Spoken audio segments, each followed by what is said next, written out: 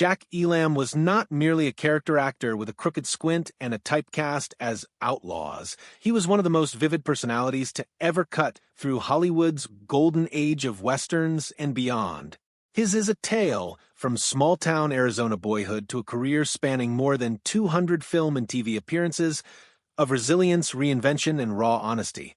But it is also the tale of a man who never hesitated to express his uncensored views, even when they were about some of the most prominent stars in Hollywood. And his views, especially about 6 actors he freely disliked, provide us with a unique behind-scenes look at the film industry at its very human egos, rivalries, personality conflicts, and all. To know the man behind such tough words, we have to look back to the start. William Scott Elam was born on November 13, 1918, in Miami, Arizona, a copper mining town. Jack came of age during an America in transformation. The 1920s saw the rise of jazz, flappers, and prohibition, but by Jack's boyhood, the Great Depression had its stranglehold on families nationwide. His childhood was anything but simple. As with many children of the time, he learned young how to take care of himself and how to survive hardship. But Jack's life would take a dramatic shift when, as a grade school student, he had a fight with another kid. The fight made him blind in his left eye, an injury that easily could have shattered his spirit. Instead, it gave him the look that would come to characterize his Hollywood persona, the drifting, crooked squint that casting agents couldn't ignore. What could have been an insurmountable handicap throughout his life became one of his most valuable assets. Elam never struggled with it, never attempted to conceal it. Rather, he embraced it, incorporating it into his on-screen and off-screen personality, prior to ever thinking about acting. However, Jack had a life that would shock anyone who knew him only as the inebriated outlaw or intimidating gunslinger on screen. He had studied accounting at Santa Monica Junior College, demonstrating himself to be a precise and good student. Figures, not scripts, were his initial love. He graduated and then became a bookkeeper, next an auditor, and had steady employment during the period when America was still coming out of the Depression. His financial acumen even put him in the Hollywood inner circle, not as an actor, but as the accountant for film studios. He lived among the Hollywood players long before he ever stood in front of a camera, balancing books and keeping ledgers for individuals who had no inkling that one day the squinty-eyed fellow across the desk would be a Hollywood staple. It wasn't until the late 1940s, when Jack was well into his 30s, that he decided to attempt acting. Few would have thought that was too late to begin. Hollywood was a young man's game, with square-jawed heroes and sexy starlets just out of their teens. But Elam possessed something other. He had the face of a man who lived, the raw-boned presence of a man who'd experienced the dust and grime of the West, even if he'd only seen it through the lens of having grown up in Arizona. Casting directors took notice. They saw that squint, that gravelly voice, and that beanpole build, and knew he could be just the right villain. And so, Jack Elam embarked upon his reinvention from accountant to outlaw. By the early 1950s, Elam's career had become unstoppable. He was soon typecast, but in his case, typecasting served him well. He was made one of Hollywood's resident bad guys, the kind of menacing figure who could make an audience uncomfortable just by appearing in frame. He was hired guns, crooked sheriffs, henchmen who would take care of dirty work while the hero rode tall. Pictures such as Rawhide, 1951, and High Noon, 1952, made him a legend. He wasn't the hero, but he didn't have to be. The weathered face, the sharp squint, the menaces that lurked about, that was sufficient. Directors understood that if you needed trouble to saunter through the swinging doors of the local saloon, you called Jack Elam. And still, Elam was never satisfied to remain in one box. In the 1960s and 70s, following hundreds of roles as the bad guy, he started making the transition to comedy. Hollywood was evolving, westerns were changing, and Elam noticed the chance to present a facet of himself that few had anticipated.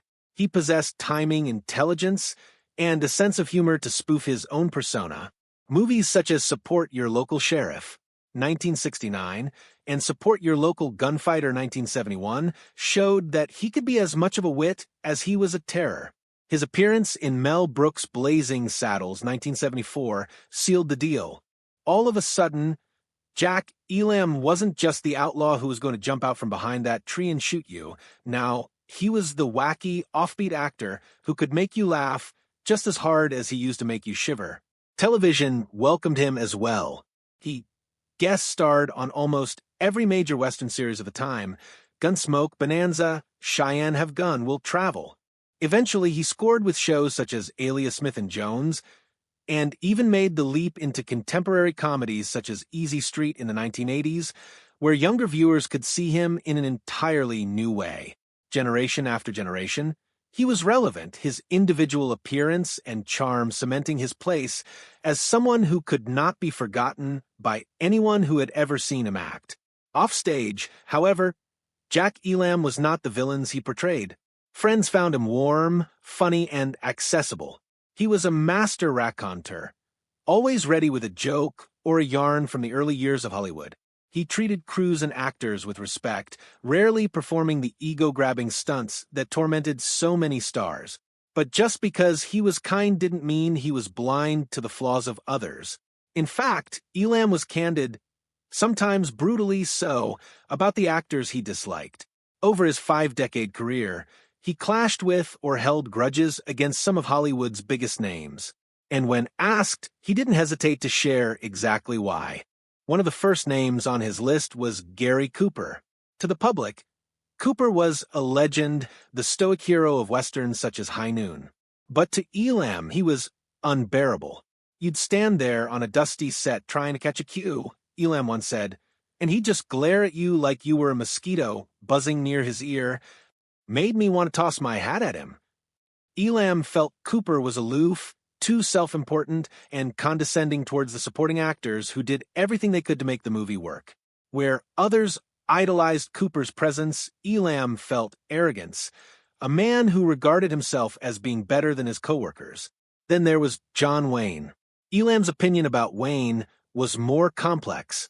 He recognized Wayne's charisma, his box office appeal, and his undisputed status as the symbol of the Hollywood cowboy. But respect did not translate to love.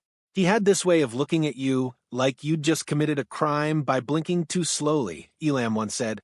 Wayne's overpowering personality, his tendency to command scenes, irritated Elam.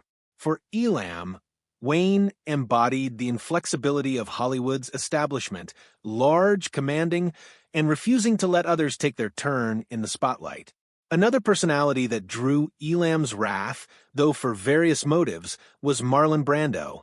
Brando, with his aura as a genius, was volatile on set, rewriting lines, rearranging scenes, and keeping everyone else tense. Elam conceded Brando was good, but couldn't abide his ad-lib approach. He could walk on and recreate an entire scene. Just because he wanted to that morning, Elam griped. For Elam, a man who cherished professionalism and rhythm, working with Brando was like entering a minefield. You never knew when something would blow up. Steve McQueen also found himself on Elam's list. To the public, McQueen was the king of cool, the very personification of laid-back charisma. To Elam, he was egotistical. He particularly resented McQueen's insistence on controlling stunts and action sequences, sometimes at the expense of ensemble cooperation. You're supposed to work as a team, Elam said, but he'd insist on doing everything his way, like the whole set existed for his big jump or chase scene. It got old fast. Kirk Douglas elicited the most personal disdain. Elam admired his talent, but believed him to be aggressive, ambitious to the point of ruthlessness. That man could bulldoze a whole crew just to get a better angle for his close-up, Elam joked. When others admired Douglas's determination, Elam perceived it as self-destructive, causing tension on sets that otherwise should have been cooperative. Lastly, there was Elizabeth Taylor. Unlike the other men on his list, Taylor's presence came with beauty, charisma, and a reputation for captivating audiences. But to Elam, working with her was exhausting. She could charm a room, but try working with her when she wasn't in the mood. You'd swear the cameras were your enemy. Her mercurial temperament, her diva-like behavior, tested Elam's patience. He admired her talent, but struggled with her in ways that made it seem like an ordeal to film. These frank views on Cooper, Wayne, Brando, McQueen, Douglas, and Taylor tell us something significant about Jack Elam. He was not awed by fame. He was not dazzled by reputation or blinded by the aura of stardom. He evaluated individuals on how they treated others, their professionalism, and their desire to work as part of a team. If a person was arrogant, selfish, or a disruption, he called it like he saw it. And by doing so, he provided us with a glimpse into the harsh reality of Hollywood behind the glitz. Certainly, Elam's personal life is another story, one of devotion, love, and perseverance. He wed twice, initially to Jean Louise Hajek in 1937. Their 24-year marriage weathered the initial struggles of his career. Jean passed away in 1961 from colon cancer, leaving Elam heartbroken. Within 7 months, he wed Margaret M.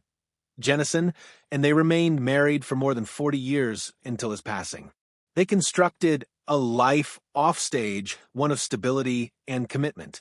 His marriages, particularly the long relationship with Margaret, were indicative of a man who cherished loyalty and companionship above everything else, a far cry from the competitive atmosphere of Hollywood in which he treaded professionally.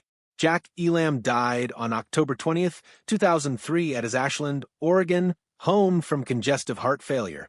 He was 82 years old. His passing brought an end to an era, not only for Westerns, but for character actors who could command a scene without ever being the headliner. With more than 200 roles to his credit, Elam left behind a legacy of irrepressible villains, comedic sidekicks, and straight-from-the-shoulder honesty that still resonates today. Ultimately, Jack Elam's life is not merely a chronicle of the movies he directed or the actors he fought against. It's a story about a man who turned adversity into opportunity, who reveled in his difference instead of concealing it, and who was brave enough to speak his mind in an industry based on illusion. He might have despised 6 actors, but millions of people adored him. And that more than anything is the legacy of Jack Elam.